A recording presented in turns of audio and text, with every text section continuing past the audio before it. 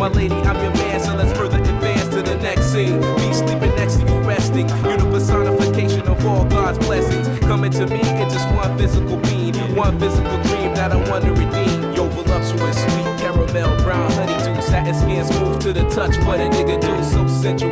Her smile like a chemical extract of perfection. Rare mineral, she smell like a happy birthday on a Thursday. Quiet time, love, sleep in, awake early. Honey brown with the long black hair, teasing me with the kiss and the stare. Slight touch and you taking me there. So fine and it just ain't fair. So beautiful and so damn rare.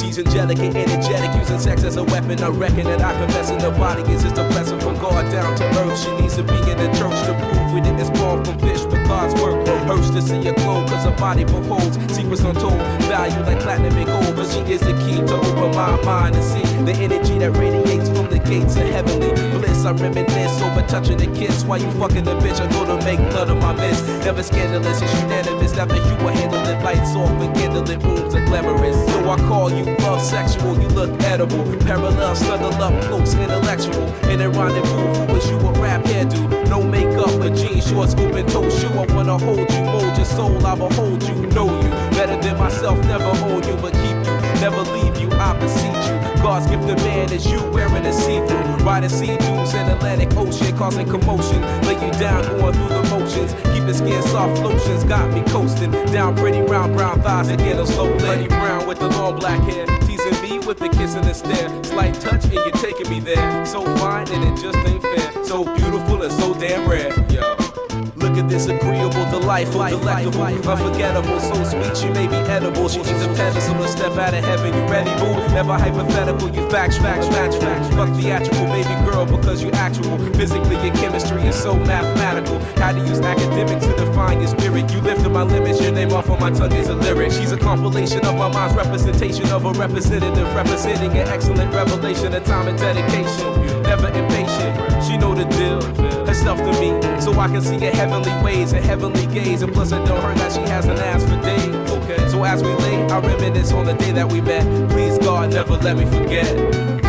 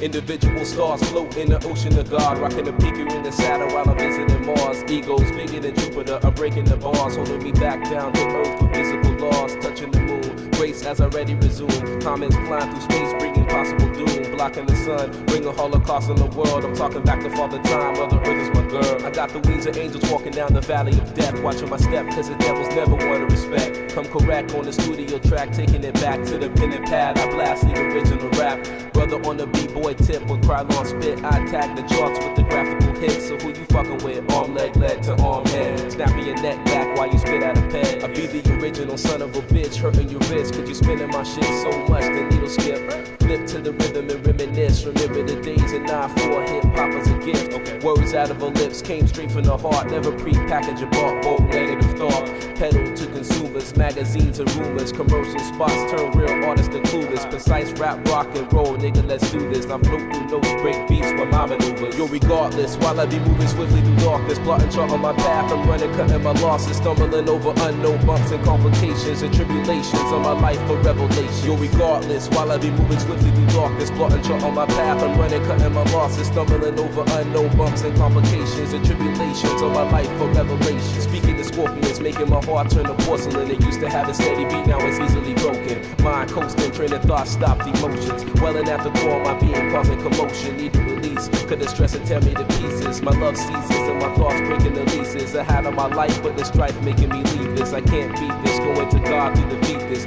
Will he help or do I have to do this myself? Alone and confused, the blues burning my health. My eyes remain closed cause my highs are lows. I'm feeling the blows of rain cause my pain is cold. Now who am I, a man or a pawn in life? Living day to day, I pray, am I wrong or right? Losing my mind, so maybe you can help me find a way to go, so I can be leaving this pain behind, trying to sleep. Sleep is the cousin of death, said a wise man from Queensbridge on BT Bless. Trying to rest, instead I rest my head on a pillow of hardships. Misery is the bed, on my back I lie, I can see the skies through a glass ceiling. The reason tears drowning my eyes and I can't move. Grief won't let me think, my soul is dry. I called just to take a drink, I made you blink. Think like a visible man with mechanical hands trying to reach out to my fan. Yo, regardless, while I be moving swiftly through darkness, plotting chart on my path, I'm running, cutting my losses, stumbling over unknown bumps and complications and tribulations on my life for revelation. Yo, regardless, while I be moving swiftly through darkness, plotting chart on my path, I'm running, cutting my losses, stumbling over unknown bumps and complications and tribulations on my life for revelation. Yo, viscosity of the hidden meaning between my words, thinking the plot, I cock hidden rhythms of verse, I'm loading the hearse, you biting like a Dracula curse, I'm bringing the roast to hurt like a sermon in church pertaining to you.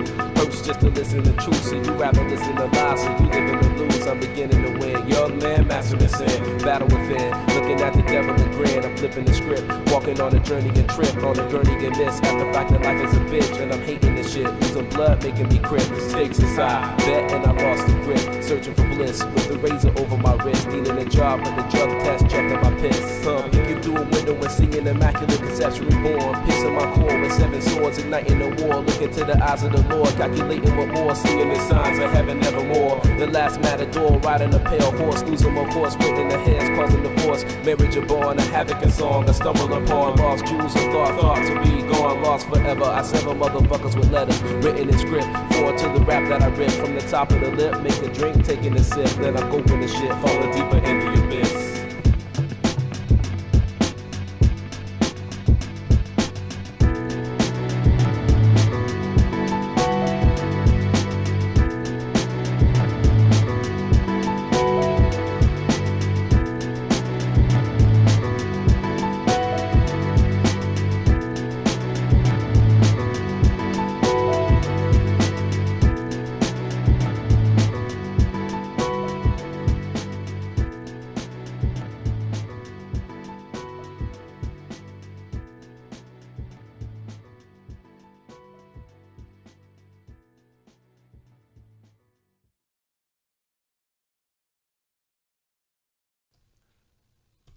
Ladies and gentlemen, hello and welcome back again to the MDL qualifiers for the CIS region. I'm Lyrical, joined as well by the lovely Drascal Dota 2, one of the best Twitter handles in all of the world, as we hop into this game number 1 of Vega Squadron versus Gambit. My man, how you doing? You have yourself a nice old time? I did. I had a little bit of a break, got some to drink, a little snack. Ooh. Also, I like the Twitter shaming. It's good. I'm a fan. Yeah, I'm looking forward to this game. You know, there's a couple of names I haven't gotten to cast in a while. Like, I think the last time I casted a game with Vanscore in it, he was still on Navi. Oh like, my that's God. how long it's been. Yeah.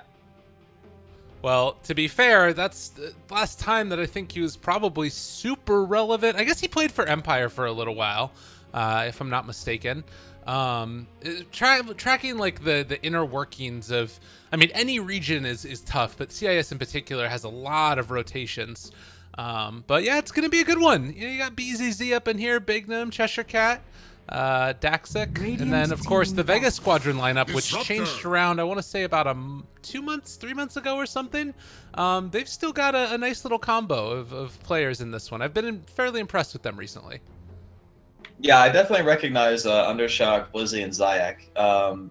Palantimos is the only guy I don't know. 10 seconds So, remaining. yeah, I think it should be an interesting match. I mean, sometimes you get like those 5 lopsided seconds matches where a lot of people saw the first series and thought that Navi would just 2-0, and you get surprised. Mm-hmm. This series, I have no idea who's going to win, which makes it exciting for me, because kind of thinking a team's going to win coming into it by like a wide margin makes it like, it's less fun, right? Yeah, for sure. Absolutely. And, well, Gambit is going to be taking away the Disruptor, so Slayer is not going to be able to get his hands on that, although it probably would have ended up being him playing the Rubric regardless. Tiny and Viper, a very, very different look to this game than we had previously. I guess that's partially because the heroes banned out. Vega do not want to play against the Chen, Omni Knight, or the Death Prophet, while the Razor, Witch Doctor, and Enchantress are also taken out of the pool. The other thing to mention, this is a very international lineup that you got from Vega. It's not just like all Russia or Ukraine or anything. In fact, they only have one Russian on their team with Undershock, and then it's mostly from Kyrgyzstan, Blizzy and Zayak, and then Plantimos is from, I think, Belarus as well. So they're all over the damn place. But should be a good match. Yeah, I think the Chen ban especially is like, I actually rate that hero very highly in competitive play, just because a good Chen can completely dismantle an early game, gets you a free lane win in the off lane. Well, maybe not a win, but like a really big advantage at the very least. So I'm looking to see what kind of style these teams play, because honestly, I have not seen a lot of second pick Viper. In fact, I just haven't seen a lot of Viper, period. Yeah, he's not really all over the place all that often. I think we saw a couple times at the minor just a couple days ago, but it was mainly like, I think Pepita who was playing it, who I hear is a very accomplished Viper player. But here we go, Dark Willow, it's happening. Can you use the words accomplished Viper player together? Like, is that a thing? Like, now, I know there was, who was it who really loved playing Viper? It was Pycat. Yeah. He would always say that he loved playing Viper, and I would flame him for it, just like ruthlessly every single time. With good reason. It's one of those heroes where it's like, you just right-click stuff. That's it. Yeah. Like, okay, yeah, you got a new active skill that you put in the ground. Wow, impressive. But yeah, I gotta give him credit for it, because Pycat and we go way back. You know, it's a good time. But let's see, Lycan pick actually extremely good against Gambit's team right now. There is the Clockwork, which is pretty much the only reliable stun. It's still pretty hard to hit Avatos on a Lycan who shapeshifted, but I guess if you catch him before that, it's okay. Right. And they got like the SF Shadow Fiend, which is nice for the mid lane. But even with that, we're looking at what, maybe a Willow 4, maybe Willow off lane? I guess we don't know for sure what he's doing yet. Yeah, I don't know if I'm fully convinced on the Dark Willow 4 in competitive yet. I know in pubs it's like incredibly annoying to deal with, but I've been seeing it dealt with fairly well in competitive so far, and you end up feeling like you don't do as much just because you can't like snowball as quickly. Maybe that's where those other heroes would work it out, but I like the idea of more of the Willow 3 as... I mean, the big question for me is how are they going to deal with this SF Clockwork? That's feeling like it could be tough. That's probably the main reason why I think the Willow should be 3 this game, is because they need a hero that's more impactful at moving around the map than a Willow. Her spells are just too long of a cooldown to reliably be able to say, all right, we're killing this SF, and if I don't kill him, I got to come back in like a minute.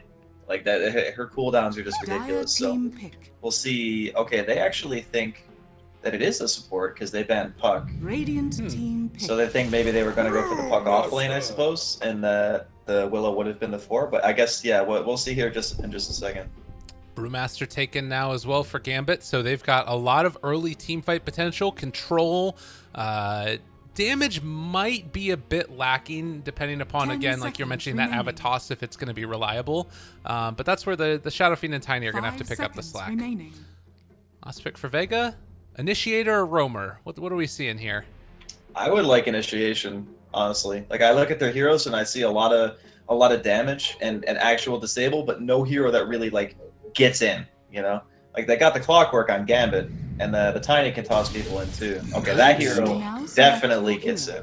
And that's a combination that we haven't seen in a while. The Lycan NS used to be like first phase material not too long ago, a couple months maybe. Wow. But yeah, we've changed it up. And it's actually going to be a Blizzy Night Stalker, so they're putting it position 3 with Zayak on the 4. Okay, it's a cool draft. I like it. It's still the big question mark for me is how are they going to deal with this SF? I guess maybe like around that 4-minute mark, Blizzy goes for the rotation mid and tries to find a kill. Is that the play? Yeah, he's definitely going to be the one making the rotations. He's going to play, I guess, similar to how General played for Navi when they were playing against SM a couple of minutes ago. But the NS is great against Brewmaster, especially because really long duration silences just crush that hero. A lot of the time, you want to be able to just get in, blink, get your clap off, split, and ideally you cyclone the Lycan when he's in his ult form, so he can't just run around and tear people up. But I think he's going to have a lot harder of a time if there's a Night Stalker just running at him and chaining silences at night. Yeah. So early movements out now by Vega Squadron as they are going to smoke in towards mid, and it looks like maybe try and, I guess, get some deep wards out as well.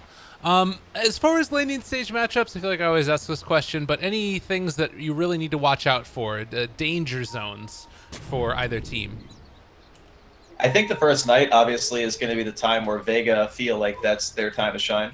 The low-level Willow, while she does have like a pretty decent base damage and her attack, her bat is really low base attack time, so she can be a nuisance. But other than that, her spells are all pretty long cooldowns in the early game. So I think it's going to be a bit of slow rolling here from Vega. Try to secure mid.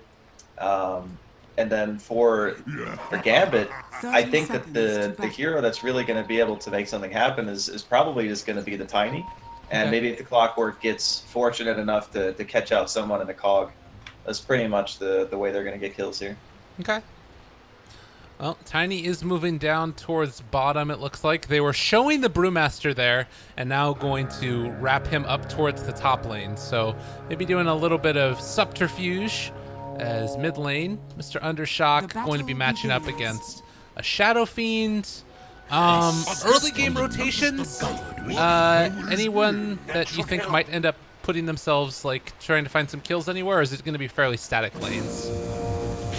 I think it'll be static for Radiant, more like a reactionary style even. Yeah. Like either that or, yeah, pretty much just reactionary Dota. And then Dire team is going to be the ones probably looking to make more happen just because they do have the Disruptor and the Clockwork. Those heroes are much better at getting early kills. Okay. So if I had to say, Gambit probably has the tools to get the kill before Vega does because they kind of need that first night. Okay.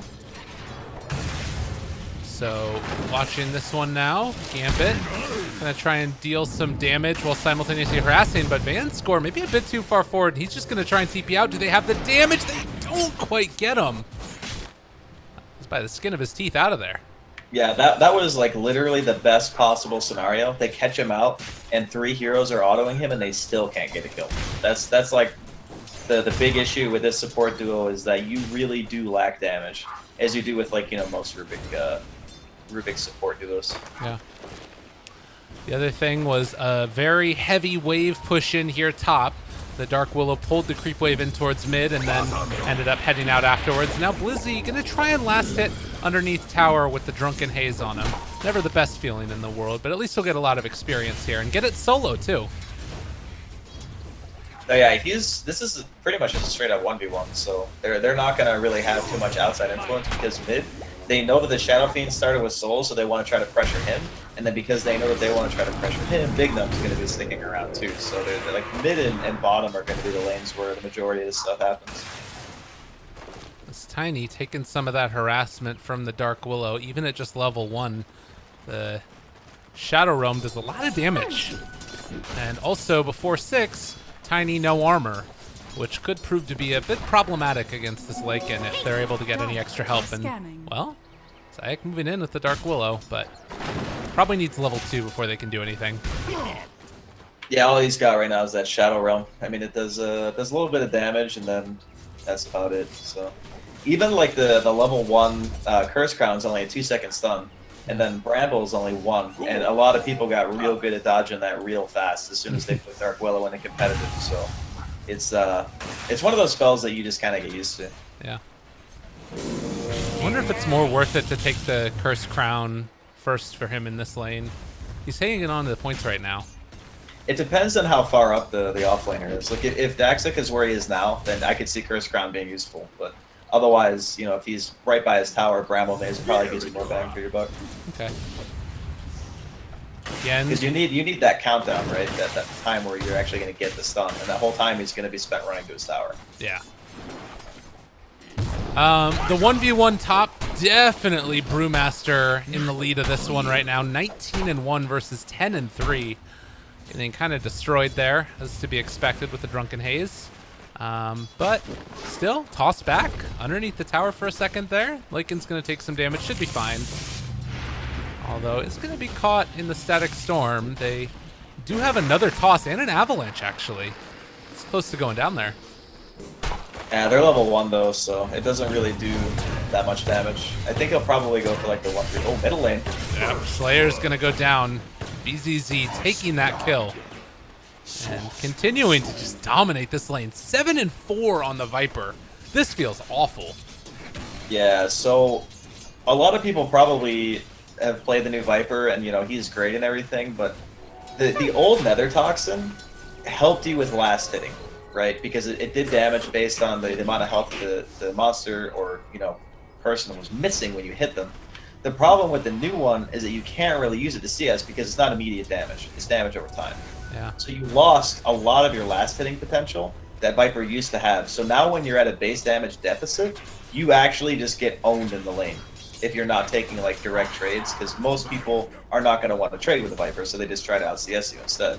Yeah. And he's got a real hard time dealing with that because he's a 280 base movement speed hero too. And they're going to need to make that rotation in a few to find that kill. In the meantime, though, they are chasing forward for Cheshire Cat. They are dealing a lot of damage in return, though. And the rotation for Bignum means that it's not going to be any type of a kill from Vega Squadron. I mean, Blizzy feels like he can rotate mid at this point, right? I think that they need to try to kill the Shadow Fiend. Like he got spotted. This is not going to work. SF under his tower now. Salve. They have a Mango, but yeah, he just gets hit by the tower, and well, that about puts the kibosh on that. Yeah, that was a really awkward movement, to be honest. Like, he walked on the top side of the river. I mean, he is Night Stalker, so maybe he just thought that he would get away with it because his rotation is actually fast. He gets across the map like relatively easy. Yeah. But you gotta like buy a smoke or something, or like do something a little bit more sneaky than just, hey, I'm walking through the river. Yeah, it's a tough one. And you're still looking at this Undershock Viper just getting pretty well handled right now in this laning stage. And this is not a hero that's great at coming back. I guess maybe it's a little bit better than it used to be because of team fighting potential, but still really rough. Yeah, this NS has to do something. I don't think he can be sitting here farming his lane right now. He is the hero that does stuff. He is the one. And now Cheshire Cat under his tower has level 6. Like, Dark Willow is here, but there's no way they can kill him. Yeah, they don't have the damage. Even if he doesn't even have silence skilled. And he didn't skill at a level 6 either. He just put a point into his ultimate. So there is no way they're killing him. Well, they're going to try and deal damage. If they're not careful, they might end up losing a hero here, in fact. And they're actually going to glimpse them back in. And now they pop the Bruce, but Blizzy in trouble. They actually stunned the creep, though. Did not manage to find that Night Stalker, and that might get him away. I don't know if he would have been dead anyways. That's one of those silver linings. Yeah, I think he didn't have vision on the Willow to get the glimpse on him, so he went for the NS instead. And I mean, they forced the split, so I mean, I guess worse things have happened. Now wrap around mid. Blizzy and Slayer are here. And Shadow Fiend is not. He's just gonna run away. I don't want to be in this lane anymore. There are a lot of stacks in the jungle. Any heroes from Vega that could maybe try and steal that away? Radiant's top tower is under Nope. attack. They got no stack killers. They got to bring the Rubik plus like 2 heroes if they want to take a stack. And that is just not worth the commitment, especially considering like the positioning of the stacks themselves. You're putting yourself between a tier 2 and a shrine and a tier 1. That's like terrifying. You do not want to be standing there. Well, things looking up for Gambit right now as Vega struggling to find answers for this, and Blizzy as well as the Rubik, they take away some amount of this. I guess that this draft really, in some ways, doesn't come online fully yet. The Night Stalker Lycan is still going to be strong later. I think that they do have some scalability for sure. Yeah. My concern is just that, you know, Night Stalkers who play 4 do more on the first night than this 3 position has, and he has way more EXP. Radiant's Like, bottom tower is I under really attack. thought that they would be able to find something in the first night, but they didn't get a single kill. Like, they didn't TP bottom, they didn't smoke for mid, they just farmed. So it's a bit of a bummer, I think, for Vega right now, and they're gonna have to slow roll it, I think, until next night phase. Invis, Clockwork. Now, they did force out the Brew split. Maybe with Lycan in the area, they could try and do something in the next 20 seconds before it's up again. Clockwork was not able to go for an initiation onto Undershock. He is nearby him right now, but still could be tough. He's just going to soak up experience. We'll see if they try and make this move, but 10 seconds left. I don't think that they can do anything to Cheshire Cat now, even with the Dominator on the Lycan. Yeah, it's a real awkward matchup right now for Vega. They have this problem where they have a very single target focused team, right? So like Lycan shapeshifts, he wants to eat you, right? Wolves on you, just right clicks. Same thing with Viper. It's the same thing. It's the same stuff. So if you have a hero like Brew, you just blind them. They're going for the SF. Oh, they're thinking about it. Walks up to high ground, and they're going to be able to clap at him. Now the TP rotations are coming in, and that feels so bad. Oh, God. I think he missed the thunderclap. That feels awful. Dire's structures Yeah, this are is really fortified. awkward. And, I mean, Blizzy, no points in silence right here. Lycan also doesn't have any points in Howl. I don't know if that's the normal build or not, but... I think people usually skill Howl. Radiant's top tower I'm not is like a under Lycan attack. expert by any means, but I do seem to recall people getting Howl because it's just so good for like fighting potential in the early game, and you already have an NS, and that's like the whole reason you pick the combo of heroes. Yeah. It's like the NS makes it nighttime, you Howl, it's good. That's pretty much why people pick the combination. Yeah. And still, Gambit is going to get these stacks going. So this timing, when you want to be a little bit stronger for Vega, missing out on it now. Taking a look at the CS across the board now into the net worth, it is still, you know, all of these heroes within pretty close proximity to each other net worth-wise. There hasn't really been any kills at all. A big departure from our last game, our last series rather. It's just a farm fest. I mean, it happens sometimes. I think that, you know, the way that Vega start fights, they only have one hero to do it. If he's not making the moves, no one is. Yeah.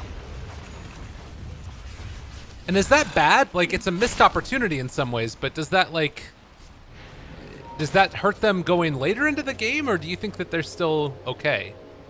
I think it's going to hurt him a lot, actually. Like, the SF is obviously going to continue to get farm. He can jungle, he can go pretty much wherever he wants. The tiny off lane, like Dax, like, oh, he actually just got a kill on the Willow, too. Finds him under the tower and bottom lane. So he's level 9. He's halfway to Blink with drones already. Radiant's bottom tower is I under think attack. they absolutely needed Blizzy to do more.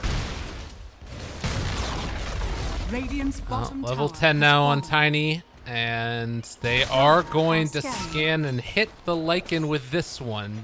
With the smoke on 2. Disruptor level 6. Dire's top tower Oh, is under this attack. Lycan is in a world of hurt, and they're just going to walk forward, I think, and go for the Static Storm. They've caught him. Thunderstrike. Everything dropped onto that guy. The Hawk's push away, though, actually gets him out of the kinetic field. Is under attack. maybe a chance there. Curse Crown doesn't end up getting it. Does stun onto 2 of them there, but there's the lift up onto the Lycan, and now Undershock wanting to make this work. Another kinetic field laid down means that the Lycan cannot escape. They do bring down the SF, but is it enough? Bruce Wood is still going. They're starting to burn through this Willow and does have stick charges as well. Curse Crown out a second time. Undershock doing a good amount, but not enough. And with 2 dead for only the SF, it looks like they might end up losing the Viper as well. Undershock is very tanky though, and actually manages to take down 1, and now Slayer shows up, able to turn it with the Avalanche. I thought it was going to be so much worse than this, but Undershock is a man! Oh, God! That is the tankiest Snake I've ever seen in my life. He actually just... That Fade Bolt salvaged that so hard, because you get like the damage reduction. That was a level 4 Fade Bolt too, so it's 35 hero damage reduction, and he had the Ava as well. So he stopped so much damage coming in. They're taking the tower. Now they're going to get BZZ on top of it. Vega Squadron! That's what we need. Oh, Blizzy now turning to try and get out of these cogs, realizes that he can just fly over them as it comes off cooldown, and now the runaway. They're not going to be able to find that kill on a Night Stalker. Huge turn right there for the Radiant. Yeah, that was a really good couple of kills. Around like a 2.5k swing, actually. Because until that Gambit, we're definitely leading, so... Nicely done. Daxic, in the meantime, looking for that Lycan, but he's not going to be able to actually get the kill. Still making... He opts to go out of the Blink tech and swaps over to a Shadow Blade, so... He's looking for more actual damage to maybe go for like a solo kill on the Lycan, or he'll definitely pop the supports, like no question. I guess the other thing is later on being able to break that corrosive skin of the Undershock Viper is going to be key. We just saw how powerful that was, that last engagement, as Cheshire Cat silenced now, the Bedlam on top of him, and Dark Willow has turned into Dark Willow. Yeah, that hero's a little bit silly when you hit 6. Like the amount of damage... I think like at level 3 ulti, you can do something like 3,500 damage with a full combo. Oh, God. It's actually stupid. Like, I think that's with Veil, though. Dire's middle tower is under Which he attack. is building, so he'll have that at his disposal. Has fallen. And now Vega, they're in a pretty dominant position here. Like, they're still hitting a very strong time, and still no Howl right now for the Lycan, which just blows my mind.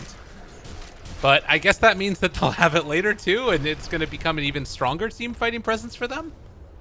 Radiant's bottom tower. I mean, I guess given the way that the game is going right now, they feel like they don't really need it. I mean, their Night Stalker is currently sitting atop the net worth chart right now, and he certainly hasn't needed the Howl.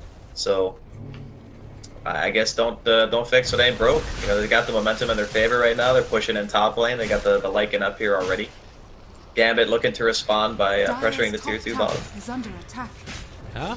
Radiant's bottom tower. They're going to come back in. Another Cursed Crown there, but the glimpse away does mean that they're going to need to bring another back if they want to defend, which means no Willow. And in fact, they're just going to trade out the towers fully. Dire's top So tower Vega is Squadron, fallen. their tower being pressured, hard to defend it. They're going to farm out the jungle instead. And... oh, are they going to come back here? Okay. They bring in everybody in. Well, they get another glimpse away, but they are almost bringing down that Tiny. The Static Storm is down and has caught the Rubik. Everybody else needing to run away, as he does get the lift back, the stun. Not able to get the Avalanche off in time, or rather the tree grab. I'm just sad I didn't get to see him pick up a tree. I don't think I've ever actually seen that before. Like, I've never seen a Rubik with a tree. Yeah, that's a kind of cool little interaction there. Vanscore does not manage to send back the Dark Willow far enough. And the Shadow-Bladed Tiny is going to try and run now. The turn here, Ava, toss, trying to cake down and kill off that Willow, which they do indeed do. Well, on the other side, the Shadow Fiend ends up going down, as well as the, oh, Gaviki gets out. Shadow Fiend and the Clockwork go down too. It was a little bit of a misplay from the NS there. He didn't know the Shadow Blade was on cooldown, so he uses Void too early. If he didn't Void there, and he just like went for the auto attacks, they would have gotten a tiny kill as well. Yeah. But still, you know, momentum still going the way of Vega here. 3k lead. They can just walk up another lane and push if they want to. They did have to pop the Shapeshift though, because I think Galantimos wanted to to help get a secure on the Tiny. But yeah, losing the SF on top of that, ooh, that's a rough one. This is starting to get to a point where, you know, the laning phase is a little bit slow, Right. but we've passed like the 15-minute mark now, and things are definitely picking up. And they're going to continue to accelerate that. You've got these pickups also. Blizzy going back for the pipe. One of the downsides that people often talk about with Night Stalkers, they doesn't provide a ton for the team outside of vision, but now also going to get that magic resistance, has a drum. It's a very team-focused draft overall also. Like, you know, the Helm of the Dominator on the Lycan, all those normal things building back towards Necro Books, a Veil on the Dark Willow. They're hitting hard. Yeah, they are definitely not lacking in the damage department, I'll tell you that much. Even just the Night Stalker auto attacks, you know, phase drums, you get a fair amount of damage from that, then you get the attack speed bonus from Hunter in the Night. He definitely can throw out some DPS. And then, of course, you have Zayag's Willow. Neat time hook shot here. Terrorized to try and get the rest of them away, and they're able to force staff the Lycan away as well. Now finding that kill onto the Clockwork. And they keep on getting cogs pushed out of the Static Storm. Radiant's middle Yeah, tower there's some under attack. anti-synergy going on here between the Clockwork and the Disruptor, which I think it's mainly just because, like, when they did it in the woods and they found the Lycan the first time, Yeah. I think they genuinely did not expect that to even happen. Right. That's not an interaction you get to see very much, but it is an unfortunate thing. Yeah. I don't know if they would have been able to kill him there anyways, because the Terrorize was already out and like able to force a lot of them away. But nonetheless, it is a push towards Roshan now. Vega trying to take this down. You have Shadow Fiend walking over as well. I'm not sure if he's going to be able to get there in time, though. Looks like the answer is no. Clockwork also too far away and hookshot on cooldown. So Vega pick up Roche, and now, are they really trying to fight this here? They're going to pull back in another one. Slayer controlled for the moment. Bramble's down as well. It's onto a couple of these heroes. There's going to be the Fuel Scepter, so he does not get stunned. Cheshire Cat still walking forward, has his ulti. But Gambit will have to be content with just burning that Rubik. I mean, that's good enough. They what, traded a Rubik for Roche? Radiant's middle tower I'd say is under they're attack. more than satisfied with that one. They are probably also going to lose this tier 1 in the mid lane, but again, it's about what does the Aegis actually give you an opportunity to achieve. Like, are you going to get the tier 1s? Are you going to finish off the tier 2s? You know, how willing are Gambit going to be to fight into your Aegis? Because this is a Viper with a full Hurricane Pike finish. He's almost level 14. He's very hard to commit to in the first place, even to kill him once. And you can walk up to a tower with this guy, and it's going to be real difficult for Gambit to do much about it. The Tiny finds the Dark Willow in the woods. Now Blizzy. Gonna pop Nighttime here as well, saving that Void as you were talking about earlier. He also has a Dust available for the Shadow Blade. Gotta be careful though, because still affects status resistance, that Dust. And Davik, they end up throwing it now. Dust's gonna come out, very low duration. And the chase, they don't look like they're gonna be able to get there in time. Instead, they're just gonna have to settle for the Victim kill, and then maybe a push afterwards. Yeah, they're definitely going to get this tower. I mean, the Lycan Shapeshift is also going to sync up with this pretty nicely. He'll have it if they want to continue to go to the tier 2. And because of the fact that the Brewmaster had to go Yules first, he doesn't have Blink yet. So Cheshire Cat is kind of in a situation where, to be really useful in the fights, he still needs another like 500 gold. And he doesn't have it yet. So at that time, yeah, I think Blantimos and Undershock are definitely going to take this tower. Look at how much freaking damage they do to the They got him. They pull him back in there, and it's going to be a kill on the SF in spite of the Static Storm drop. So now no SF, no Static Storm, and no Blink on Brew. This might be their time to shine as they push down bottom, take the second tier 2 tower is under attack. of this game. And Vega, with only 2 heroes, threatening high ground a little bit, but wait, Viper force snaps to the high ground. Aftershock, Undershock rather, has lost his mind. But now this Night Stalker cannot go for the Hunter and the Knights to try and get away. They're going to Disruptor glimpse back in. Undershock again. Does still have that Aegis. So even if he ends up falling here, he's going to be able to come back afterwards.